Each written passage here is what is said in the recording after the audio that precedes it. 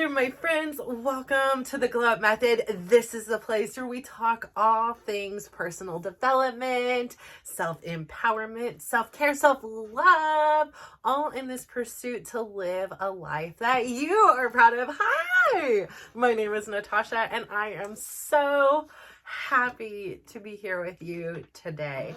Hi, oh my goodness. So today is the 1 year anniversary. I'm always big on an anniversary, whether it be a good anniversary or a challenging time anniversary.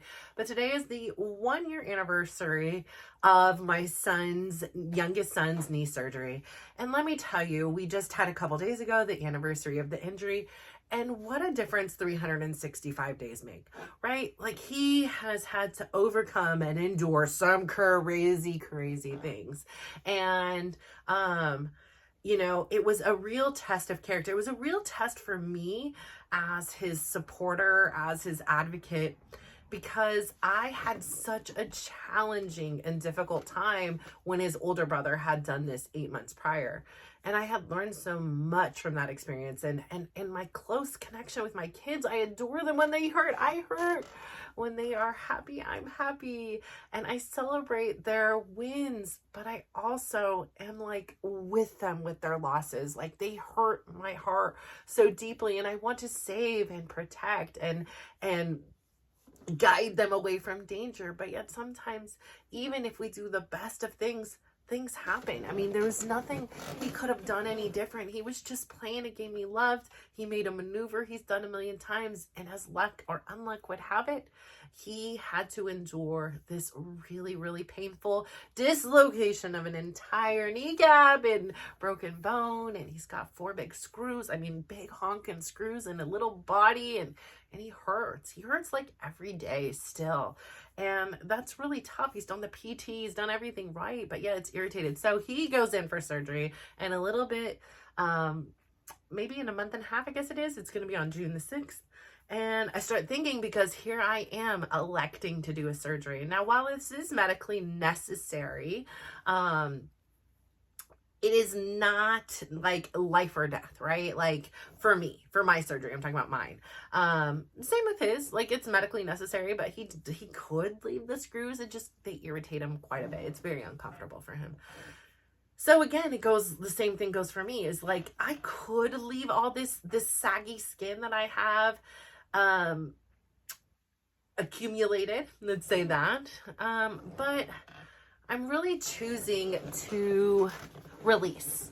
I am choosing to release these things that no longer serve me, right? So in this journey of discovery, part of my journey has been about the physical. And so for me, I talk a lot about here how there is a physical aspect to us, there is a mental aspect, there is an emotional aspect, there is a spiritual aspect, all in this pursuit to live this dream, right? To live our dreams, to live a life that makes us proud. That's, the motivation. This is, the thing. And so my uncle had this concept, and I've embellished it some, and I've created it as my own now and taken it on, because I really do believe in it. And I love the analogy of using the hand, and I love that a part of him is with me, and that, like, this information, like any information I receive, we take it, we spin it around, and then we disseminate it out in the world, and then somebody else takes it and they spin around and then they disseminate. And isn't that beautiful how we all have this little hand in sparking magic and turning on light bulbs for someone else? And that's just part of it. And as a woman, I feel like so often, again, I've talked about it, is we have this martyrdom, this, suffer in silence part of us, and we are so strong. And as I approach the surgery, everybody's reminding me, oh, you're so strong, you're gonna be fine. And I get it, because I say that to people too. But then there's this fragile part inside of me, this part that's scared and worried and nervous and doesn't want to be in pain, and choosing to be in pain to not be in pain. It doesn't make sense, but it does. And so I am very grateful and happy that I am capable and healthy enough to have this procedure done. And I can't imagine what it's gonna feel like to not have to carry around, like, I holding it, you can't see, but like to not carry around these burdens, these these results of choices that I made before. And yes, I am going to be left with a scar. Just as we release things out in the world, things happen to us and they leave scars, they leave imprints on us. They are a part of us. So I will have a large scar and who cares? Like, I don't care. I'm just grateful that I no longer have to be held back or held down by the weight of this skin and this tissue that that I've accumulated. And I'm really grateful for that. And so as I remember my son's surgery, I think about how brave he was and how courageous it must be that if he can do it, I can do this too. And I don't want to be, in misery or want to see him in misery, but knowing that he survived it, knowing that my other son survived his ACL injury surgery, knowing that, my son has survived brain surgery and another son has survived heart surgery. And yes, there was pain after. And yes, it was hard to laugh after. And they got through it.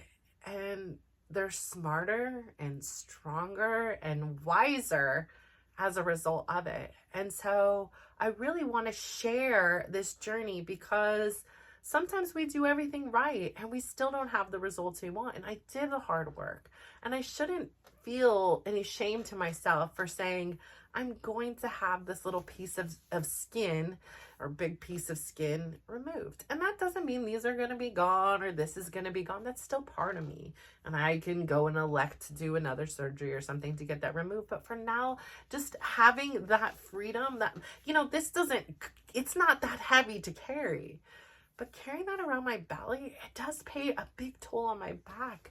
It pays a big toll on me, like when I'm moving and jumping and it's its own life force. It's not like it has a problem. Maybe I should wear a corset or something. I don't know, but I'm just wearing my leggings, hoping and praying that, we stay all in together. And so I'm really grateful. But as I danced today in my class, as my last Thursday for a while, I got really emotional as I hugged my friend, and it was a cool down song, and she's, so happy, and she said, I'm going to pray for you. And that just brought tears to my eyes to know that there is this supportive community, that there are people that say, good for you, go for it, do it, and aren't sitting there and saying, here are all the reasons why you shouldn't, here's what they understand. They've seen my transformation. They have been inspiration for me, and I have inspired them back. And so it's this interesting place to be. And I'm really, again, like I said, I'm grateful. I'm not going to focus on what I'm losing. Of course I'm losing, 6 to 8 opportunities to dance with my friends, but I'm gaining so much more in that. I'm really looking forward to taking walks outside. It happens to be a time of year where it's beautiful weather. It's going to be like 70s and 80s for the next week. So it's this beautiful opportunity. Yes, I know I'm not going to be jumping out of bed. I did speak to one of my friends who did have a similar, but a little bit more advanced, thing, and she gave me some great tips and pointers. And so yeah, I won't be running around and doing those things, but getting up and moving is going to be so helpful. I am even, I have surgery Monday and I have an appointment about 30 minutes away on Friday. And so I'm hoping I will be able to do that because it's super important. It's for my big project that I've been working on. And it's just ready to get its go. So I'm excited to use these next few days to prepare my nest. I'm going to, make sure the groceries are here. I have food and snacks that I like, let the kids know that, hey, Mama Bear is going to cash in on some care, so I need you to be there. And that's a huge thing, right? When you're the Mama Bear, you're the strong one. This ship is not supposed to sink, right? And so the kids have been the blessed recipients of my advocacy, my caregiving, and all these things.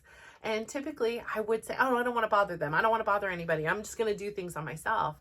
But what I've learned in this journey is that we are stronger together. That if I give myself the time, space, and place to heal, which means I'm going to need to depend on other people. I don't have to do this alone. We were not born to live and do this life alone. We were born and placed on this earth to be a community. and that we are stronger and better together. And so I will depend on those family members to ensure that I'm fed, to ensure that I am hydrated, to make sure that I am medicated if I need be, with at least the antibiotics. I'm not a big med taker or anything like that. I'm sure I'll be popping Advil or Tylenol. And I am strong. And so knowing that I'm strong, but also having that balance to say it's okay to be fragile too. It's okay to cry. It's okay to be nervous. And it's okay to be unsure and uncertain about what's going to happen.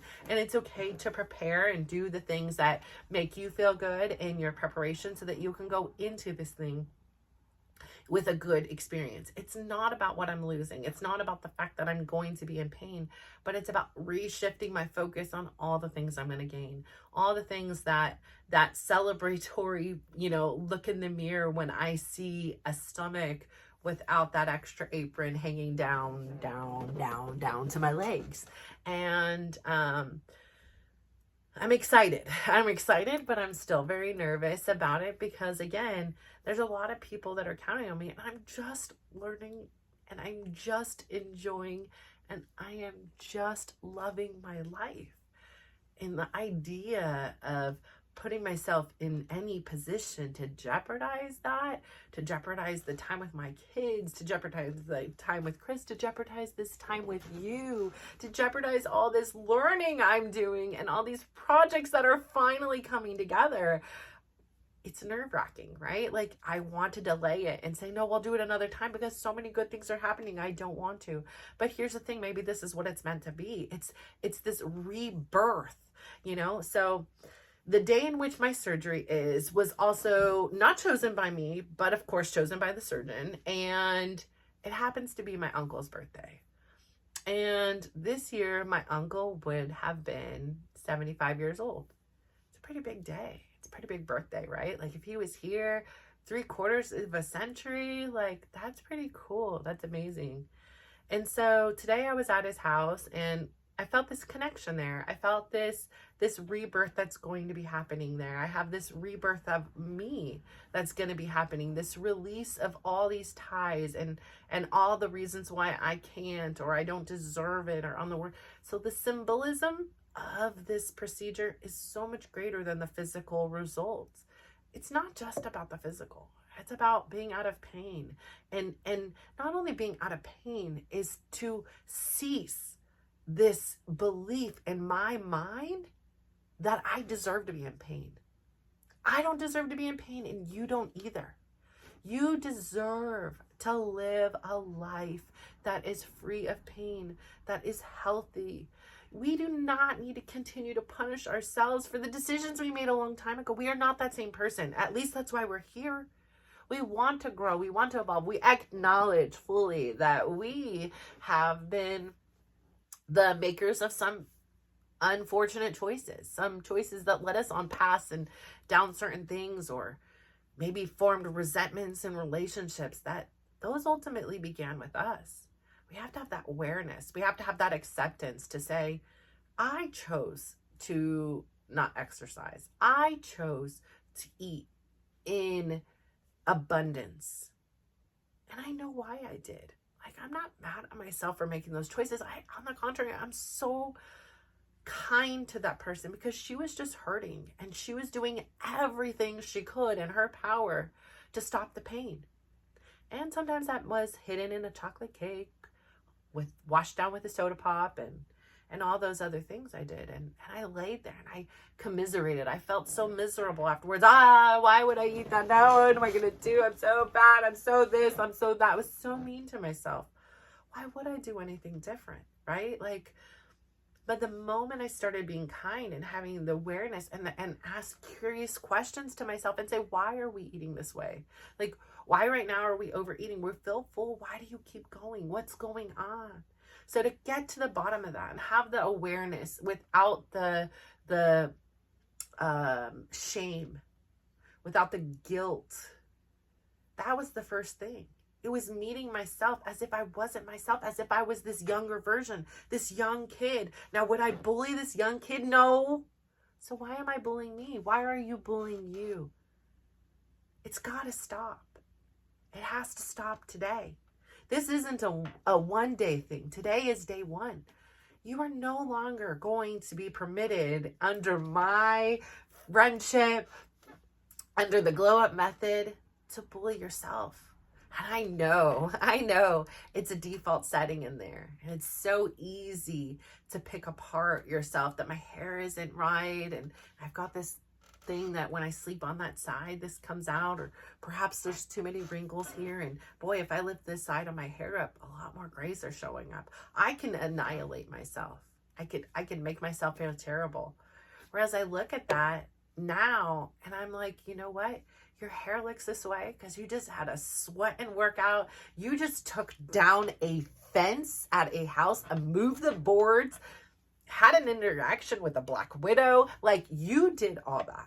You are strong. You're beautiful. You gardened. You weeded. You did all this in less than 2 hours. You drove home. You had conversations with your kids. You are beautiful. You have gray hairs because you are wise. You have lived a life that has caused you stress and angst and discomfort. And then you had the reality and the realization that there is a different way. This doesn't have to be every minute of every day. And that doesn't mean you're not going to feel stress or overwhelm or disappointment. But it just means that you realize this is just part of the journey. And it's uncomfortable to sit with, but it too shall pass. And I'm really, really blessed and lucky that I have this platform still, because just as much as I share with you, you share with me. And I am learning through our interactions, and I am learning through this ability to reprocess things that are happening and understand what's happening, so that when I go into a major surgery, I have confidence. I have the rememberies, the realization that I will get through this. Not just because I'm strong, but because I'm wise, because I am brave, because I am worth it. I am loved, and I'm loved by myself. And this is a form of self-care.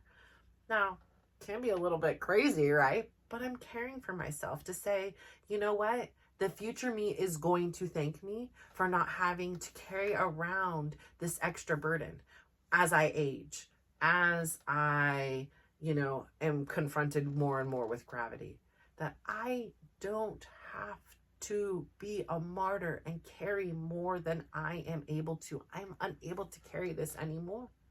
And so I'm not. I'm going to release it. And I'm going to have this full-on experience. I am going to have this personal ceremony that I say goodbye and thank you. Like, thank you, skin, for keeping me warm. Thank you, skin, for doing what you could do to protect me. I know all you were doing was helping me survive, and you did a great job at that, and I thank you. And now it's your retirement season. You no longer have to sit here and protect me, and maybe the skin gets to get donated to somebody and will help somebody or something. I don't know. I'll ask. I'll see, whatever it may be. But I no longer need it. I no longer need to hold on to things I don't need. And so I say all this to say, please today, look around you and see, what are you holding on to that you no longer need to? What have you been shamed or told you need to hold on to? It's time to let it go. And this could be something physically. It could be something mentally. It could be something emotionally. It could be something spiritually. You get to decide what makes you proud. And if holding on to these things makes you proud, by all means, hold on to it. But if you will feel the peace and joy of allowing yourself to slowly or abruptly release, you will have such a more beautiful and clearer picture of the things that you really do need in your life. And so I say all this to say, please go out there today. Give yourself a big smile. Pull down that rearview mirror. Maybe look in your phone. Look in the mirror when you're brushing your teeth, something. Give yourself a big smile. Like, hi, hello, you are a beautiful person. And then I'd love for you to give yourself a compliment. Today am going to give myself a compliment that I was able to get through today's class, and I was able to honor the moments in which I was elated and full of joy. and that I was able to honor and allow myself to shed some tears and cry in the middle of my class when I felt some fear and some sadness. So I am going to compliment myself to say, I love that you are allowed yourself to embrace whatever it is you're feeling and not try to hide away or fearful it away. And then I would also love for you to go out there and give somebody else a big old smile and give them a compliment. And if you're not leaving your house today, go ahead, hop on the internet, leave somebody a compliment. Leave somebody a great review, something like that. Just be generous and kind with your kindness. So thank you so much for tuning in. I am so, so proud of you. Please keep up the great work. I adore you. I thank you. Please, if you have anything to say, comment it below, like, follow, whatever those things are. And I am so grateful for you being here. Thank you so much. Bye.